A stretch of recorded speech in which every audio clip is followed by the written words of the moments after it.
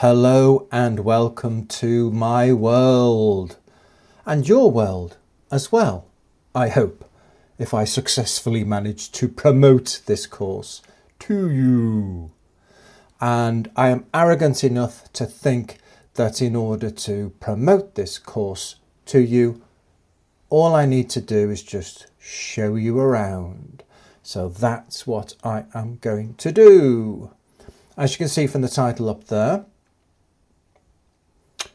there's my name, Martin Jones, and there is the subject, Strategic Business Reporting, and also we're talking tuition for September 2026. The course will be essentially the same every single quarter, but this is the quarter that I am recording, so there you go, that's the one you are looking at. Now, the first thing you might notice is that we have got 7 sections, 1, 2, 3, 4, 5, 6, 7, and that is on the basis that for most students, they're aiming to start the course immediately after the last set of exams. So in this case, they're aiming to start doing this September examination immediately after finishing the June examination. There's 13 weeks in a quarter. One of those weeks, of course, is exam week. That gives 12 weeks.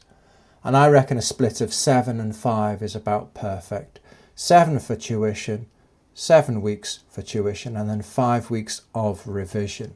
And this is the tuition platform that I am showing you. And that's why I've got 7 sections. Now, actually, you can use this course in any way that you like. You can go faster, you can go slower, you can do 2 sections in 1 week and none the following week. It is entirely up to you. It is entirely up to you. But nevertheless, there has to be some structure based on some kind of logic, and that's the logic. It's 7 sections based on the idea that for many people, they're working through the content, the technical content over 7 weeks of tuition, so 7 sections. And the order, I'm sure you've seen this kind of order before. This is essentially taken from the syllabus, and the structure that you see there in front of you has hardly changed over all the many years. Something roughly like that is the structure that's used widely across the industry, and it comes really from the ACCA itself. So there you go. So what I'm going to do actually is I'm going to launch into section 1. You've seen there's a section 0, but I'm going to launch into section 1 and just show you the first section. So all the sections are the same. They're all divided into subsections, and there are 4 or 5 subsections, depending on how you interpret it. There are the essential videos on control and consolidation and associates and so on. Then we have a deep dive where we dive into something tricky. This particular section, we deep dive into goodwill impairment. That's a really cool subject. I love that. I might open that one for you in a second. So we deep dive into stuff, and that's where, you know, there's technical stuff that it is insufficiently explained by just having a talking head on a slideshow. You need me to open up a spreadsheet and bash some numbers. So goodwill impairment is a good example of that. So we have essentials, which is the talking heads, and then deep dives where I dive into a subject.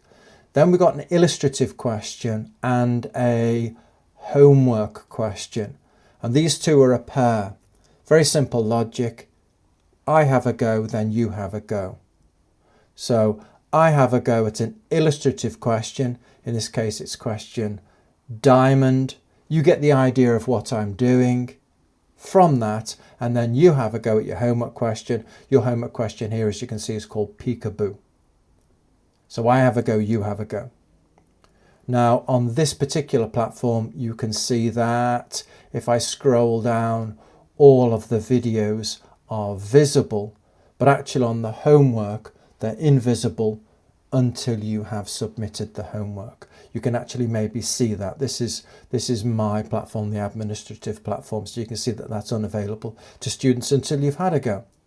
So there are 4 sections, Mr. Martin, is that right? Well, yes. Essentials, deep dives, illustrative questions, then homework questions. But what was that about 5? Well, the syllabus has got all sorts of guff and dark corners, which are rarely examined. Like these two, this one was examined once. This one I don't think has been examined ever. So, you know, there are dark corners that I need to cover for syllabus completeness, and they sit in the final subsection called supplements. And they're just there for those students who really want to make sure that they cover the entire syllabus. But Mr. Martin, you're saying that every section's like that. Should we have a look at section 2, see if it is? So here we go. Here's the essentials with the talking heads. Then we've got the deep dive, illustrative question and homework question. Section 2 actually is mostly about the questions, the illustrative question and the homework question. I do a big 30 marker in that section, twice actually. One is this question called Go, where I have a go at question Go, and then I get you to do question Domino, both based on real exam questions. All of the questions are based on real exam questions actually, but those two are full 30 markers, full past question 1 that is. So it's the same there, and then if we go on to FX you'll get the idea that it keeps repeating. So essentials, deep dives, illustrative questions and homework questions every single time. All right, so that's the structure of the course. 7 sections, each divided into subsections that repeat. So what you get in there was, I deliberately didn't over prepare this video. I started to prepare it and I started to get a bit bored of myself. And I thought, let's just do it off the cuff. So what I want to do is I want to open one of these videos in front of you and you can hear Mr. Martin talking to you. I think that would be a nice thing to do. What should we do? I fancy group cash flow statements actually. I'm looking a bit orange in that video, but should we go for it anyway? So here we go. Let's open up this one. Goodness me, look at that face there. I look like I've seen a ghost, although I'm rather pink. And let's open it up in full and just press go, shall we? Off we go with the go. Here we go. Let's see what Mr. Martin says. Hello, my name is Martin Jones, of course, and I am going to talk to you about group cash flow statements. Well, as I said that, it made me think immediately about that word talk. Really, you can tell from that deep breath, group cash flow statements isn't about talking, it's about doing. It's true. That's true of all financial reporting. Oops, sorry, I'm going to press pause. It's true. Mr. Martin's told the truth there. Group cash flow statements is definitely a doey thing. And if you take a look at this video, you know, the actual group cash flow statements can get quite complicated. But the actual duration of that video is around about 20 minutes, isn't it? And that's just doing, there are narrative components, there is learning, and that's where I teach you the learning. But it's more about the doing. So actually in this section, if I just press escape, and take you back to the main course. Let's do that by pressing, there's lots of different ways, but navigation's great here because there's so many different ways of navigating. But coming back to the main course, it's not really about the essentials, it's not about the talkie video so much, it's about the deep dives. So there's quite a lot of deep dives in this section here. There's the deep dives into FX. There's actually 3 deep dives into FX. And then cash flow is even more frequently examined, so we really do deep dive in there. You can see I do a cash flow in front of you and you can watch me doing it. This is actually the cash flow workings, but you want to have a look at me actually doing a cash flow. Should we do that? So here we go. Here's me doing a question, start to finish, deep dive into a question called Newton, which is based on an old past SBR question, a real classic archetype, the archetype actually. So let's press go on that and see what Mr. Martin has got for you here. You can see I actually do a whole cash flow statement. That's why it takes me so long, a whole one. As I tell you in the video, what tends to come up is one of the 3 subsections of CFS. Did you know the CFS is made up in sections? Operating, investing, financing. And what the examining team tend to examine is one of those sections. But which one, Mr. Martin? I don't know, that's why I teach you all 3. So I teach you all 3 here. And I just fancy showing you this. Now these are dislocated head videos, like you know, you can't see me now, so I don't distract you. You've got that head there, but apart from that you can just hear my voice in the background. Should we press play and see what Mr. Martin says? Hello folks, and welcome back to our continuing series on cash flow statements and how to address exam questions on CFS. Now, the next stepping stone in this challenging series is learning how to produce a CFS. We have learned... You get the idea, right? I think I'll interrupt Mr. Martin there. Do you want to just see a little bit further ahead, see me actually bashing the numbers? Can you see? Here we go. Here's me bashing the numbers. Can you see there bashing the numbers? Using a bit of colour on a spreadsheet. Or maybe not, because it must be admitted that most students get that right in the examination. Therefore, I guess there's been lots of practice had in that area. Trust, reverse. So it's opening minus closing plus acquisition, opening minus closing plus acquisition. Yeah, just pure luck, but I happened to click on students' favourite 3 marks. You may not know this yet because, of course, you haven't done SBR, but if you know this from FR, you'll know that it's really cool. It's not that easy actually, but there's 1 mark for measuring the cash flow on inventory, 1 mark for measuring the cash flow on receivables, 1 mark for measuring the cash flow on payables, and it's not that easy. It's not dead hard, but it's not that easy. But it's so frequently examined that students do tend to get good at this mechanical process, and they do tend to score 3 out of 3. This is the working capital section of there's a fancy name. It's the working capital section of the operating profit reconciliation. Bit of a mouthful, right? It's 3 regular marks that come up when cash flow comes up. So most students get pretty good at that. And the formula I'm talking about there is the fact that you trust the sign, and you reverse the sign. Can you see TTR? So there you go. There's me showing you how to do a cash flow. At the moment I'm working on working capital. You get the idea, right? But I feel like showing you a couple of other videos as well. I don't want to overdo this, but I do want to show you a couple of other videos as well. So let's go back to the main course. You know, let's go back to the main course and just choose another section. Should we close the whole lot?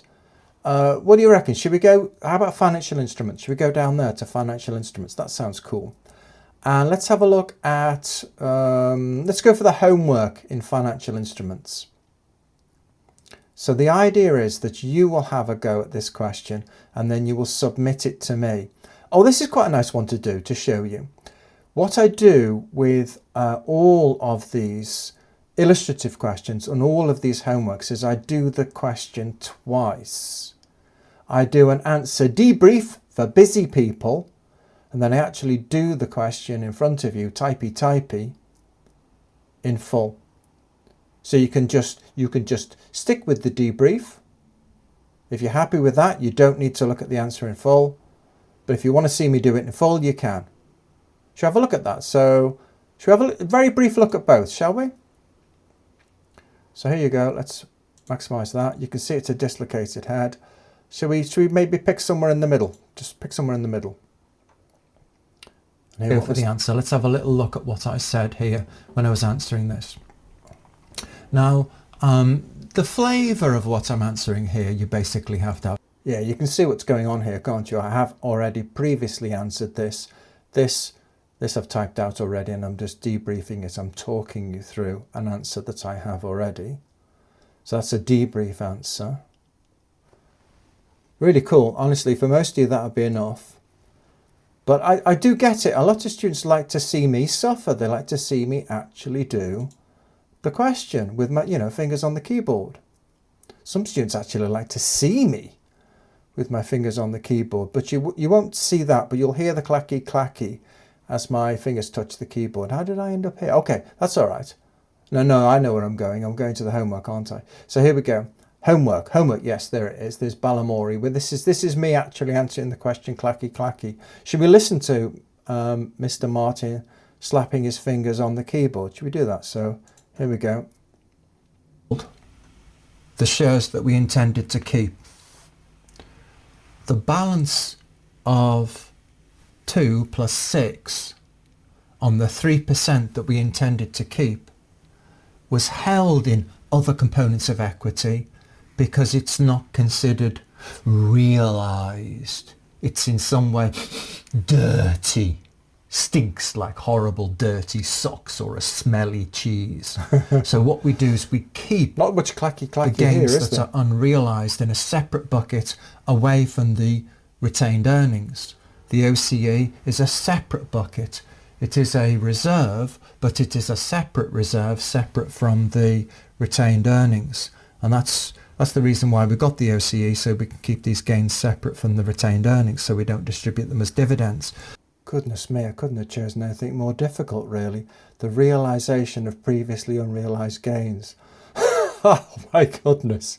Yeah, that is a technical thing I'm teaching there. But let's just press go again and see if Mr. Martin actually starts clacky. If not, well, but what's happened we'll is that this previously no, let's just roll forward. I want to hear my gain, fingers on the keyboard. I don't know. How do you feel about that? Okay, I feel that's slightly harder than... Try again. 15. There you go, here you go. That figure of 15 is already 15. We are simply going to credit the debit to de-recognise it. So the T account for the investment has gone up from 9, a debit 9, up by this balance of 6, this debit 6. Debit 9 plus debit 6 gives debit 15. And then we want to de-recognise it because we sell the shares, we lose control. But what we're doing is we're swapping one for another. So the cash would be what we would recognise there. Goodness me, not much typing. Wait a there, second. is This is true. Let's choose another one. Let's go for another one. I know what I want to do. I want to go back to one of the middle sections where you'll hear more clacky. I want you to hear some clacky with my fingers on the keyboard. Let's go for literally the previous section, and let's maybe go for the illustrative question. So we'll do the same. Let me show you with the illustrative question. There's an answer debrief, there's an answer in full, and then the homework question, there's a debrief and there's an answer in full, right? But I've shown you the homework ones. Let's go for a debrief. And the answer in full, I want you to hear some clacky. All right, here we go. Let's whack this, see if I can get a bit of clacky.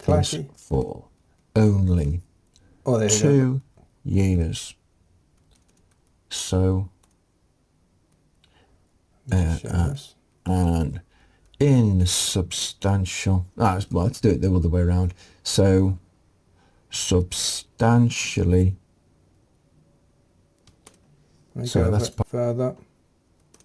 Oops, falls below carrying value, recoverable value.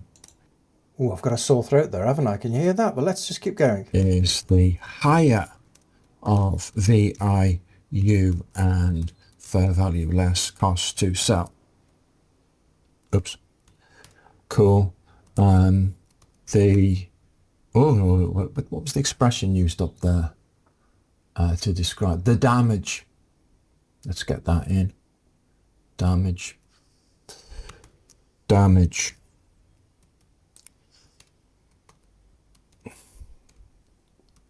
The damage caused mid-year. Yeah, maybe I'm not the personality to listen to it in full. I've had enough of that. I want the debrief. So let's go and have a look at the debrief. Have a little look at the debrief. Went a bit far back there, actually. So let's have a look at the debrief, and you'll see me debriefing the same question, which would be enough for me. I'll be happy with the debrief. But I do understand a lot of students do like to see me typing with my fingers on the keyboard, and that is available for everyone. So this is the same question, but me debriefing. Let me show you that, then I reckon we're done, or at least almost. Operating lease. And that's the key to the question. The question's saying, discuss the derecognition of the machine, and we're going to conclude, don't derecognize. But of course we have to do... Yeah, that's enough. That's enough, isn't it? So you can see what's going on here. This is me debriefing. The other one is me answering in full. Enough. All right. So there are a couple of other things that I do want to show to you. So let me do that. All right, here we go. So I'm going to close all. Basic groups, advanced groups, foreign currency, all the rest of them, all of these, they all follow the same structure, which you should get your essentials, then you get your deep dives, then you get your illustrative question, then you get your homework question. But what's this thing about the course introduction? Well, you're getting a bit of a course introduction here, aren't you? Kind of. But you also get a more detailed course introduction here, talking you through how to get the most out of the course. Then an introduction to the exam there. Then the verbs that are used in the exam. Then you get a couple of timetables. Now these timetables are in words, so they're for you to adapt. You don't have to follow this timetable. Then there's the must, should, could schedule. The must, could, should schedule helps you to prioritize your work. And then what I've done is I've also, should we open this one up? What I've done also is I have nabbed the syllabus from the ACCA, and just so that you can check that I really am, teaching you everything that's on the syllabus, you can check the standard from the syllabus, and you can find out which section it's in. You can go and look at the video. So, IS2 is actually in the back of section 4.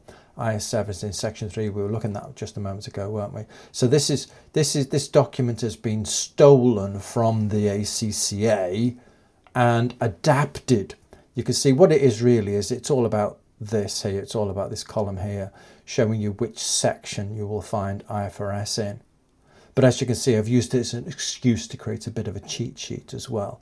Here's the standard. Here's the basic knowledge. Here's the standard. Here's the basic knowledge. Here's the standard. Here's the basic knowledge. And you can see I go right the way through. Should we have a look at the back pages here? So here's a big standard, IFRS 15. Here's the basic knowledge. IFRS 16. Here's the standard. Here's where to find it in section 5. And there is some of the key elements. So yeah, that's in there as well in the introduction. So you can be assured, therefore, that I'm covering the entire syllabus. But the thing is, of course, I am covering the entire syllabus. And maybe you haven't got enough time to do the entire syllabus, even though it's all here. That's your must, should, could. You must do this stuff. You must do this stuff. You should do that stuff, but you could do the other. It gives you an opportunity to prioritize.